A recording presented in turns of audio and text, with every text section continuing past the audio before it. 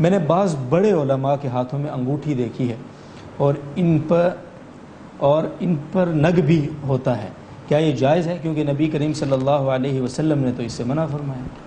نبی کریم صلی اللہ علیہ وسلم نے منع نہیں فرمایا، یہ آپ خواہ مخواہ ایک بات کر رہے ہیں۔ اگر کوئی ایسی حدیث آپ کے سامنے ہے تو آپ وہ لکھ کر بھیجیں، ہم اس کی تحقیق کریں گے۔